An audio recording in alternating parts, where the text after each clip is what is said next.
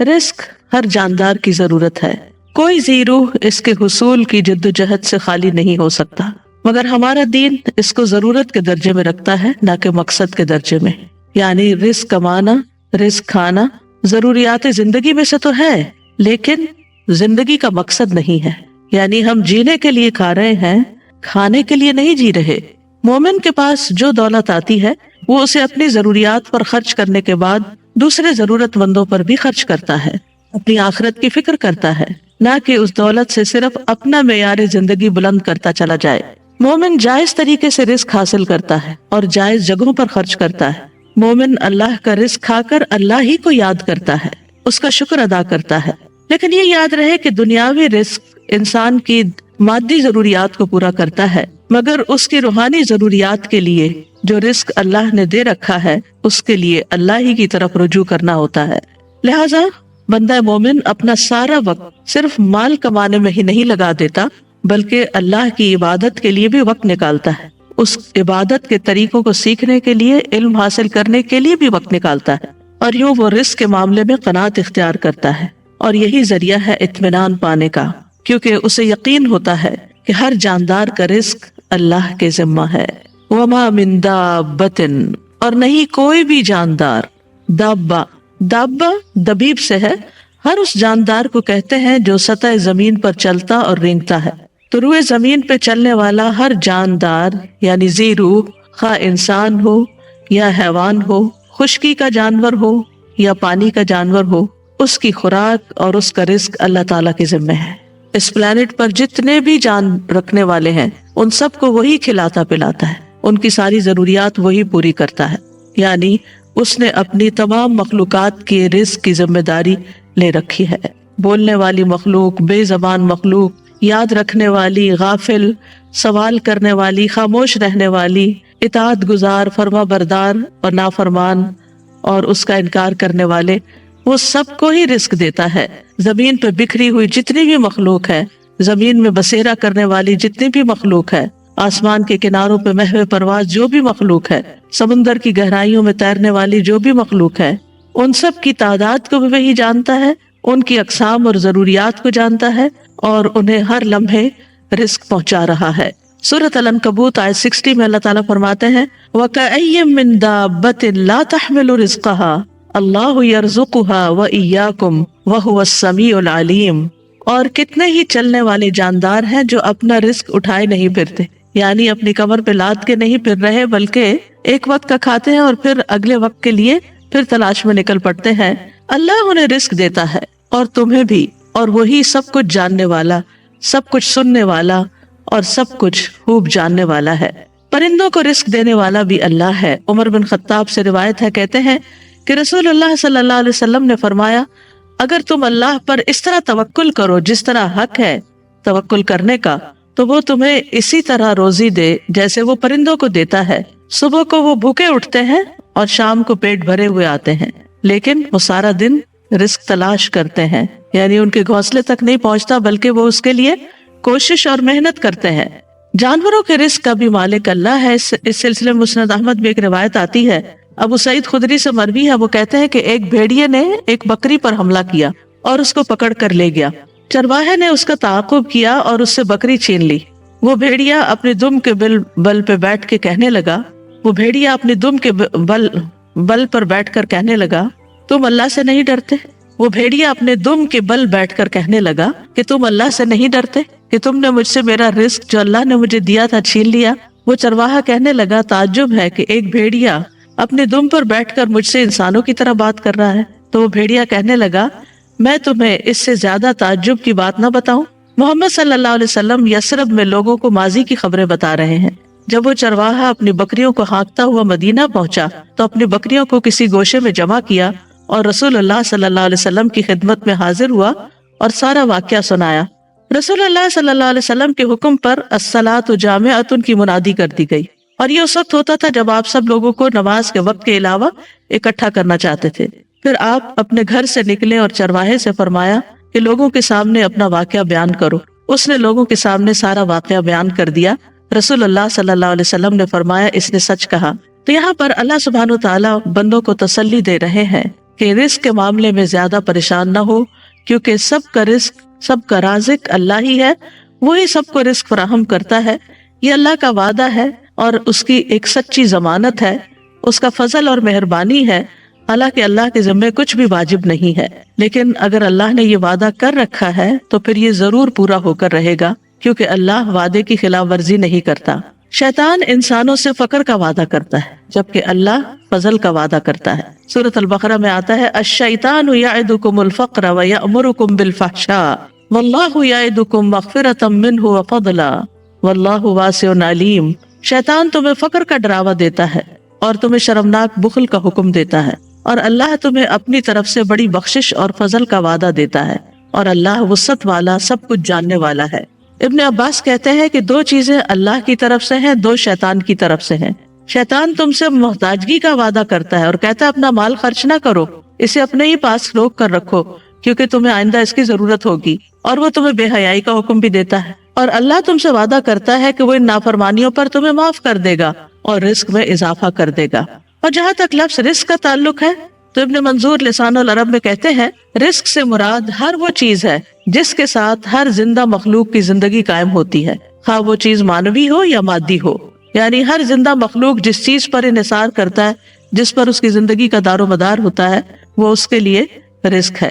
لیکن یاد رکھیے کہ رزق صرف کھانا پینا ہی نہیں، صرف مال ہی نہیں، بلکہ ہر نعمت رزق ہے۔ یعنی بعض لوگ سمجھتے ہیں کہ شاید مال کا ملنا ہی رزق ہے، جبکہ ہر وہ چیز ہر وہ نعمت جو اللہ نے آپ کو دی ہے وہ اللہ کا رزق ہے۔ اس میں مال بھی ہے، آل اولاد بھی ہے، اہل و عیال ہے، صحت، محبت، قبولیت، یہ ساری چیزیں رزق کہلاتی ہیں۔ یعنی یہ ساری انسان کی ضروریات ہیں اور اللہ سبحانہ وتعالیٰ ان ضروریات کو پورا کرتا ہے۔ یعنی ہر عطا کردہ چیز جو ہے وہ اللہ کا رزق ہے۔ اور پھر رزق کی دو قسمیں ہیں، ایک عام رزق ہے، ایک خاص رزق ہے۔ عام رزق سے ہر نیک اور فاجر فائدہ اٹھاتا ہے، اس میں حیوان، انسان، جن سب شامل ہیں۔ یہ جسموں کا رزق ہے اور یہ رزق اللہ نے تقسیم کیا ہے، اور اللہ نے ان میں سے ہر ایک کو رزق دینے کا ذمہ لیا ہے۔ دوسرا خاص رزق ہے، اور یہ رزق کی دوسری قسم اللہ اپنے انبیاء اور اپنے رسولوں کے ہاتھوں پر اپنے بندوں میں سے جسے چاہتا ہے یہ رزق عطا کرتا ہے، اور یہ ایمان اور توحید کا رزق ہے۔ یہ تو اللہ تعالیٰ اس کو عطا کرتا ہے جو اس کا حقدار ہو اور جو اللہ کا شکر گزار ہو۔ لیکن بہرحال اللہ بہت فضل والا، بہت زیادہ احسان کرنے والا ہے، اور رزق اس کو دیتا ہے جو اس کے اسباب کو اختیار کرتا ہے۔ اور سب سے عظیم اور بہترین رزق جنت ہے، جو سب سے بہتر، سب سے مکمل، سب سے افضل، سب سے عزت والا رزق، اور سب سے بلند اور سب سے زیادہ قائم رہنے والا وہ رزق جو اللہ اپنے بندوں کو دے گا، وہ جو کبھی نہ ختم ہوگا، اور یہ مومنوں کے ساتھ خاص ہے۔ وَمَن يُؤْمِن بِاللَّهِ وَيَعْمَلْ صَالِحًا يُدْخِلْهُ جَنَّاتٍ تَجْرِي مِن تَحْتِهَا الْأَنْهَارُ خَالِدِينَ فِيهَا أَبَدًا قَدْ أَحْسَنَ اللَّهُ لَهُ رِزْقًا۔ اور جو اللہ پر ایمان لائے اور نیک عمل کرے، وہ اسے ایسے باغوں میں داخل کرے گا جن کے نیچے سے نہریں بہتی ہیں، ان میں ہمیشہ رہنے والے ہیں، ہمیشہ ہمیشہ۔ بلا شبہ اللہ نے اس کے لیے اچھا رزق بنایا ہے۔ تو فرمایا وَمَا مِن دَابَّةٍ إِلَّا عَلَى اللَّهِ رِزْقُهَا وَيَعْلَمُ مُسْتَقَرَّهَا وَمُسْتَوْدَعَهَا، اور وہ اس کا ٹھکانہ اور اس کے سونپے جانے کی جگہ کو بھی جانتا ہے۔ یا مستقر سے مراد وہ جگہ ہے جس کی طرف ہر کوئی چیز جگہ پکڑتی ہے، اور رات اور دن بھی اسی میں ٹھہرتے ہیں۔ اور مستودع یہ وہ جگہ ہے جس میں کوئی چیز دفن کی جاتی ہے جب موت آتی ہے۔ تو گویا مستقر ہوا دنیا کا ٹھکانہ اور مستودع ہوا مرنے کے بعد کا ٹھکانہ یعنی قبر۔ اور لیکن ابن عباس کہتے ہیں کہ مستقر سے مراد یا تو جنت ہے یا جہنم، یعنی اللہ سبحانہ تعالیٰ کو پہلے سے ہی پتا ہے کہ کون لوگ جنت میں جائیں گے اور کون کون جہنم میں جائیں گے، کیونکہ قرآن مجید میں آتا ہے جنت کے بارے میں حسنت مستقرا و مقاما، کہ کتنی اچھی ٹھہرنے کی جگہ ہے۔ تو گویا اس طرح پھر اللہ تعالیٰ ہر جاندار کی زندگی کے یعنی موجودہ زندگی کے حالات بھی جانتا ہے اور موت کے بعد کے بھی حالات جانتا ہے۔ اللہ تعالیٰ وہ تمام جگہ جانتا ہے جہاں انسان نے کچھ مدت کے لیے ٹھہرنا ہے، خواہ وہ باپ کی پشت ہو یا ماں کا رحم ہو یا زمین کا کوئی حصہ ہو جہاں اس نے زندگی گزارنی ہے۔ اور اللہ تعالیٰ وہ جگہ بھی جانتا ہے جن کے سپرد انسان مرنے کے بعد ہوتا ہے، خواہ وہ زمین میں کھودی ہوئی جگہ ہو یا کسی جانور کا پیٹ ہو یا جو بھی جگہ اللہ نے قیامت تک اس کے سپرد ہونے کے لیے لکھی ہے، وہ سب کچھ اس کے لیے قبر ہی ہے۔ تو خلاصہ یہی ہے کہ اللہ تعالیٰ ہمارے دنیا کے حالات کو بھی جانتا ہے اور موت کے بعد کے حالات کو بھی۔ اللہ کا علم کامل ہے، وہ بحر و بر کی ایک ایک چیز کا علم رکھنے والا ہے۔ سورۃ الانعام میں فرمایا وَعِندَهُ مَفَاتِحُ الْغَيْبِ لَا يَعْلَمُهَا إِلَّا هُوَ وَيَعْلَمُ مَا فِي الْبَرِّ وَالْبَحْرِ وَمَا تَسْقُطُ مِنْ وَرَقَةٍ إِلَّا يَعْلَمُهَا وَلَا حَبَّةٍ فِي ظُلُمَاتِ الْأَرْضِ وَلَا رَطْبٍ وَلَا يَابِسٍ إِلَّا فِي كِتَابٍ مُبِينٍ۔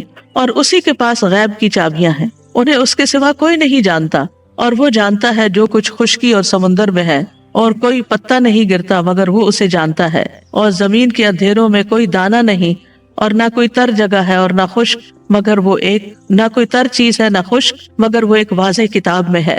کوئی چیز جو ذرے برابر بھی ہو اس کے علم سے باہر نہیں۔ سورۃ یونس میں آتا ہے وَمَا يَعْزُبُ عَنْ رَبِّكَ مِن مِّثْقَالِ ذَرَّةٍ فِي الْأَرْضِ وَلَا فِي السَّمَاءِ وَلَا أَصْغَرَ مِن ذَلِكَ وَلَا أَكْبَرَ إِلَّا فِي كِتَابٍ مُبِينٍ۔ اور تیرے رب سے کوئی ذرہ برابر چیز بھی نہ زمین میں غائب ہو سکتی ہے اور نہ آسمان میں، اور نہ اس سے کوئی چھوٹی چیز یعنی ذرے سے چھوٹی چیز، اور نہ کوئی بڑی چیز مگر ایک واضح کتاب میں موجود ہے۔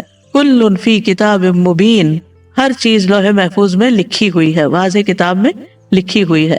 اور جو کچھ بھی ہوتا ہے، جو بھی حادثے زمین یا آسمان میں ہوتے ہیں، ان سب کا علم اللہ کے پاس ہے، اور وہ علم لکھا ہوا بھی ہے، یعنی اس نے ہر چیز کی تقدیر لکھ دی ہے، ہر چیز پر اس کی مشیت نافذ ہے، اور ہر ایک کے لیے اس کا رزق وسیع ہے۔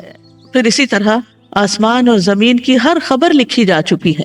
الم تعلم ان اللہ یعلم ما فی السماء والارض ان ذلک فی کتاب ان ذلک علی اللہ یسیر۔ کیا تم نہیں جانتے کہ اللہ وہ سب کچھ جانتا ہے جو آسمان اور زمین میں ہے، بلا شبہ یہ سب کچھ ایک کتاب یعنی لوح محفوظ میں درج ہے، اور اللہ کے لیے یہ بات بالکل آسان ہے۔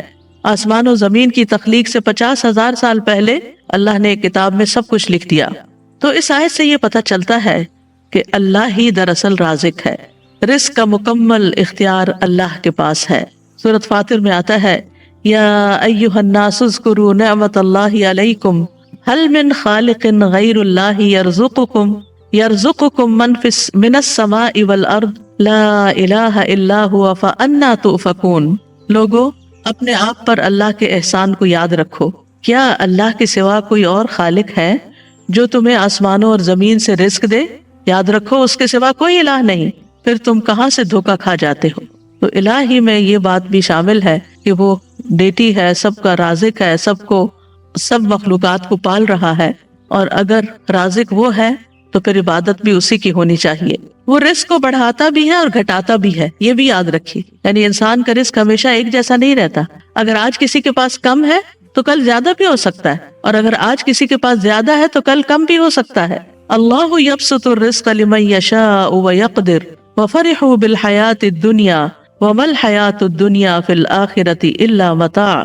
اللہ رزق فراخ کرتا ہے جس کے لیے وہ چاہتا ہے اور تنگ کر دیتا ہے، اور وہ دنیا کی زندگی پر خوش ہو گئے، حالانکہ دنیا کی زندگی آخرت کے مقابلے میں تھوڑے سامان کے سوا کچھ بھی نہیں ہے۔ پھر اسی طرح سورۃ الروم میں اللہ تعالیٰ فرماتے ہیں اولم یروا ان اللہ یبسط الرزق لمن یشاء ویقدر ان فی ذلک لآیات لقوم یؤمنون۔ اور کیا انہوں نے نہیں دیکھا کہ اللہ رزق فراخ کر دیتا ہے جس کے لیے وہ چاہتا ہے اور تنگ کر دیتا ہے، بے شک اس میں ان لوگوں کے لیے یقیناً بہت سی نشانیاں ہیں جو ایمان رکھتے ہیں۔ آسمان و زمین کی کنجیاں اسی کے پاس ہیں، اکثر لوگ اس کے اس اختیار سے لا علم ہیں۔ سورۃ سبا میں فرمایا قل ان ربی یبسط الرزق لمن یشاء ویقدر ولکن اکثر الناس لا یعلمون۔ کہہ دیجئے بے شک میرا رب رزق فراخ کرتا ہے جس کے لیے چاہتا ہے اور تنگ کر دیتا ہے، لیکن اکثر لوگ علم نہیں رکھتے، وہ صرف حالات کو، اسباب کو اور ظاہری چیزوں کو دیکھتے رہتے ہیں کہ اس وجہ سے اس ریزن سے اور اس ریزن سے یہ کم ہو گیا ہے، لیکن یہ سب کچھ اللہ کے حساب میں پہلے سے ہی ہے۔ جب ایک بچہ پیدا ہوتا ہے تو پیدا ہونے سے پہلے جب وہ ماں کے پیٹ میں ہوتا ہے تو فرشتہ آتا ہے اور اس کا رزق لکھتا ہے کہ یہ کتنی، اور یہ اللہ کی طرف سے تقدیر لے کر آتا ہے کہ کس کو کتنا رزق ملے گا، اور یہ سب اللہ کا اندازہ ہے کہ کس کو کیا ملنا چاہیے۔ اللہ کے سوا کوئی اور انسان کے رزق کا مالک نہیں، اللہ رزق دیتا ہے، لیتا نہیں ہے۔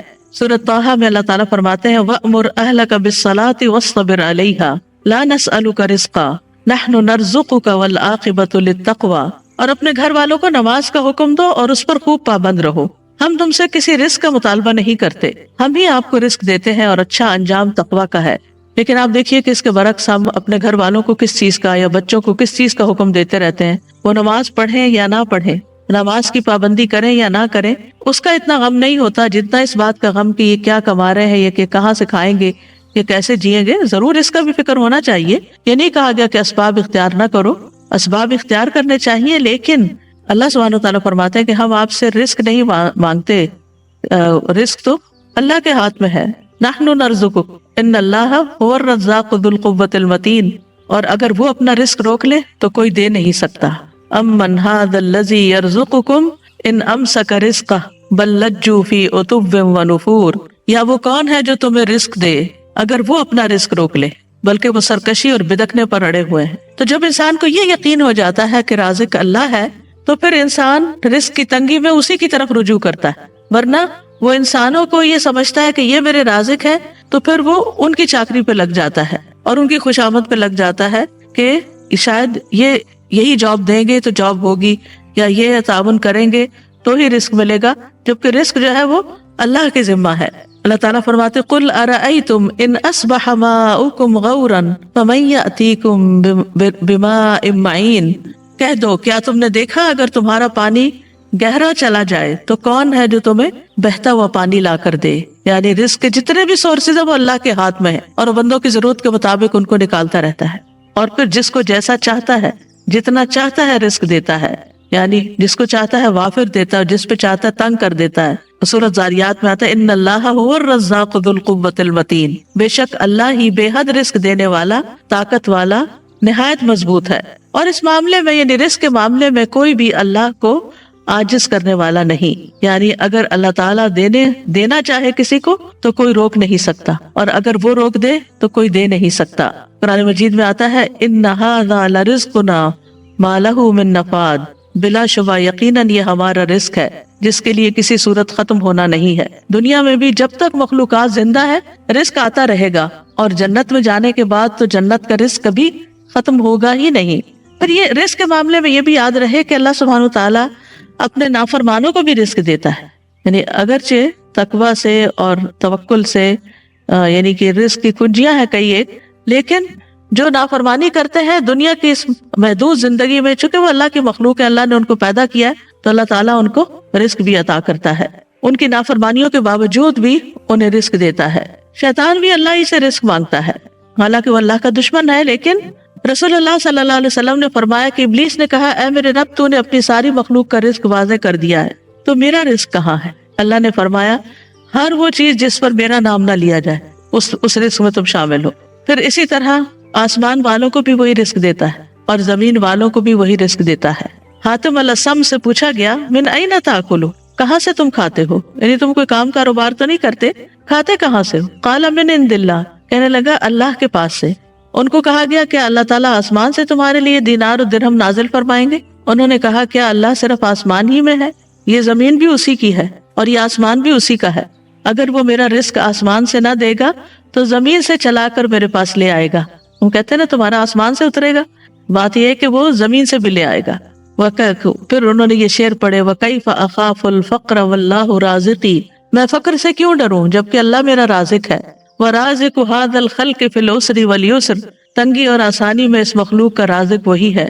تَكَفَّلَ بِالْأَرْزَاقِ لِلْخَلْقِ كُلِّهِمْ، اس نے ساری مخلوقات کے رزق کا ذمہ لے رکھا ہے۔ وَمَا مِن دَابَّةٍ إِلَّا عَلَى اللَّهِ رِزْقُهَا وَلِلضَّبِّ فِي الْبَيْدَاءِ وَالْحُوتِ فِي الْبَحْرِ، صحرا میں رزق دیتا ہے اور مچھلی کو سمندر میں رزق دیتا ہے۔